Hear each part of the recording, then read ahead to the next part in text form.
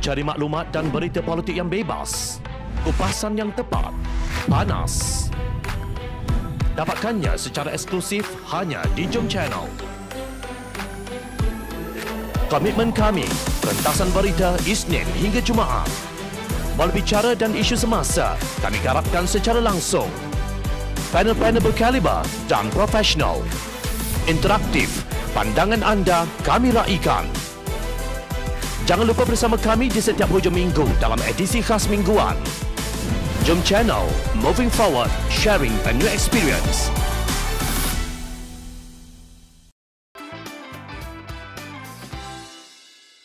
Pembelian 500 ambulan perlukan integriti.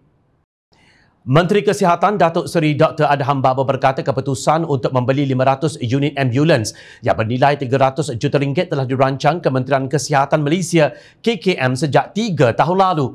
Perancangan pembelian ini telah dibuat semasa pentadbiran Menteri Kesihatan terdahulu dan sememangnya sudah diluluskan lebih awal untuk menggantikan ambulans yang rosak, telah dilupuskan, perlu diganti dan ditambah baharu di kawasan tertentu yang memerlukan. Katanya seperti dilaporkan utusan Malaysia 22 Jun lalu. Beliau berkata peruntukan pembelian kenderaan itu diluluskan kerajaan pada tahun ini adalah ambulans jenis biasa dan bukannya jenis negative pressure ambulans. Sudah tentu ini masa saya untuk memperolehi 500 unit. Pakatan Harapan peka dengan keperluan hospital, ujar bekas Menteri Kesihatan ketika dihubungi Jom Channel.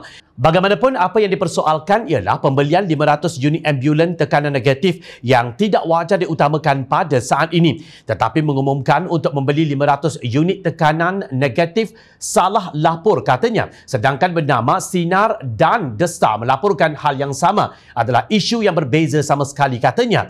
Beliau mempertahankan kenyataan Jawatan Kuasa Kesihatan Pakatan Harapan bahawa peruntukan yang besar itu boleh disalurkan kepada perkara-perkara seperti mengambil lebih ramai sukarelawan dalam PICK serta memperbanyakkan program ujian saringan massa atau besar-besaran supaya isolasi segera dapat dilaksanakan kepada mereka yang didapati positif.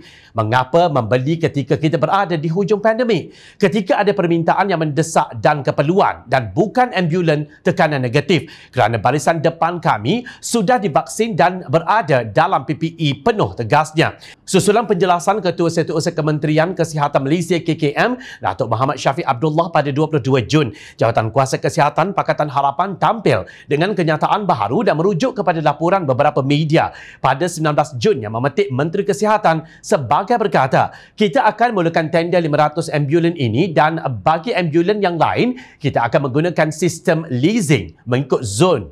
Menurut Jawatan Kuasa Kesihatan Pakatan Harapan, pengumuman Menteri Kesihatan tersebut telah menimbulkan pelbagai keresahan dan pertikaian.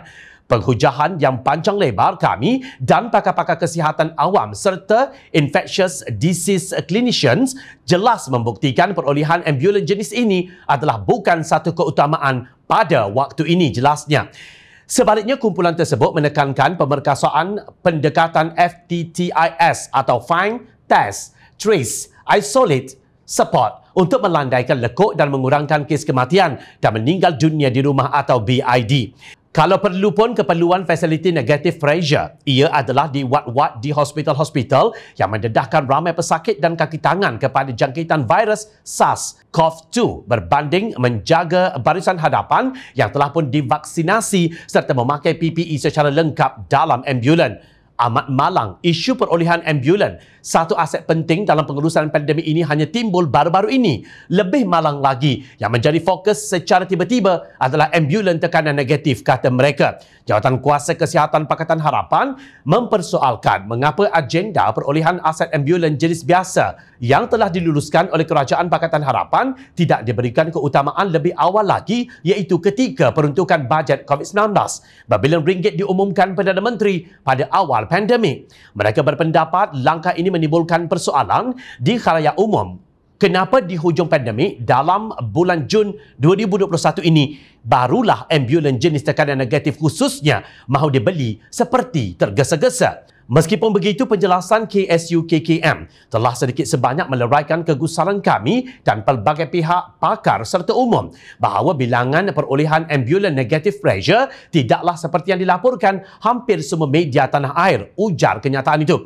Jawatan Kuasa Kesihatan Pakatan Harapan mengulangi apa yang mereka tekankan dahulu tentang penting Kerajaan Perikatan Nasional mengambil langkah-langkah FTTIS dengan mempergiatkan kadar pelaksanaan vaksinasi dalam program imunisasi COVID-19 kebangsaan PICK secara lebih agresif. Andainya Kerajaan Perikatan Nasional terus gagal untuk berangka pelan membuka kembali kehidupan dan ekonomi serta terlalu tergantung dengan pendekatan PKP atau full lockdown, maka kita khawatir negara akan kembali dikenakan PKP 4.0 selepas berakhirnya PKP 3.0, tegas mereka. Dalam pemerhatian Jom Channel, Menteri Kesihatan menuduh media salah lapor setelah dikritik kerana mengumumkan pembelian 500 ambulan yang mempunyai sistem tekanan negatif, penapis HEPA dan lampu UV bernilai RM300 juta. Namun menyalahkan beberapa media yang dikatakan salah lapor itu tidak menjawab 5 persoalan penting. Pertama, mengapakah Kementerian Kesihatan memerlukan tender kepada 500 ambulan ini dalam keadaan tergesa-gesa? Kedua, apakah pelaksanaan tender ini dilakukan secara terbuka atau bagaimana? Ketiga, syarikat mana pula yang telah berjaya memperolehi tender tersebut? Keempat, adakah keputusan ini telah mendapat kelulusan Kabinet? Dan yang kelima, oleh kerana kini baru buka tender, bilakah semua ambulan canggih berkenaan dijangka tiba di negara ini? Isu pembelian 500 ambulan ini mengingatkan Jom Channel kepada kes pembelian 6 helikopter tempur MD-530G juga bernilai RM300 juta dilaporkan dibuat pada tahun 2016 dan penghantaran sepatutnya selesai pada hujung suku pertama 2017. Namun, kata Menteri Kanan Kluster Keselamatan Datuk Seri Ismail Sabri, seperti dilaporkan Berita Harian pada 14 November 2020, Angkatan Tentera Malaysia ATM dijangka menerima 6 helikopter jenis MD-530G tersebut secara berperingkat mulai Jun 2021. Sekarang sudah Jun 2021. Helikopter itu sudah tiba atau belum?